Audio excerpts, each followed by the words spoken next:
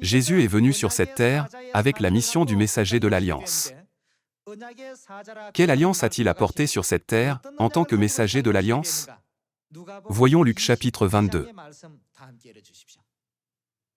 Dans Luc chapitre 22, verset 19, il est écrit: Ensuite il prit du pain, et, après avoir rendu grâce, il le rompit, et le leur donna, en disant, Ceci est mon corps, qui est donné pour vous, faites ceci en mémoire de moi. Il prit de même la coupe, après le souper, et la leur donna, en disant, Cette coupe est, de quelle alliance s'agit-il? La nouvelle alliance en mon sang. Avec quelle mission Jésus est-il venu sur cette terre? Il est venu sur cette terre en tant que messager de l'Alliance.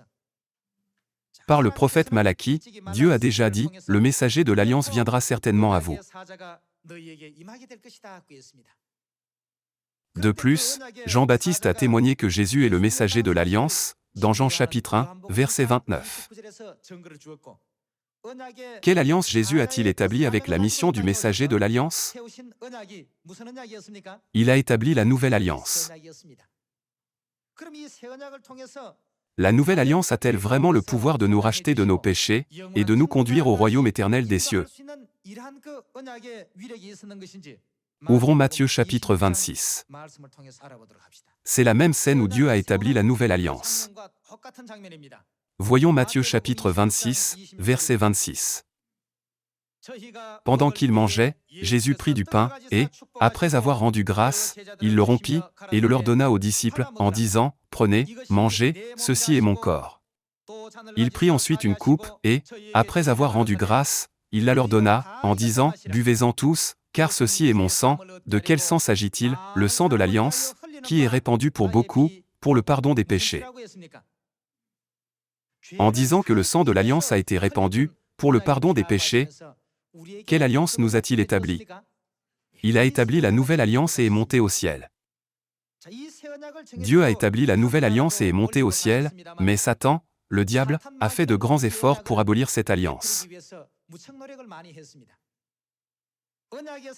Afin de ne pas laisser même une ombre de la trace de l'alliance que le messager de l'alliance a établie, il a essayé de détruire l'alliance, a changé les temps et la loi et a opprimé les saints, afin de les empêcher de garder l'alliance. Cela est prophétisé dans Daniel chapitre 7 et 8. À quel point l'alliance doit-elle être importante pour que Satan s'efforce de l'abolir? Il a fait beaucoup d'efforts pour détruire l'alliance continuellement. Pourquoi ne pouvons-nous jamais recevoir le salut ou entrer dans le royaume des cieux, sans cette alliance en cette époque? Pourquoi considérons-nous les fêtes, telles que le jour du sabbat et la Pâque et la nouvelle alliance comme importantes? C'est parce que ce sont les lois célestes que Jésus-Christ, le vrai Dieu, le messager de l'Alliance, a établies lorsqu'il est venu sur cette terre. Sans cette alliance, nous ne pouvons jamais retourner dans le royaume éternel des cieux.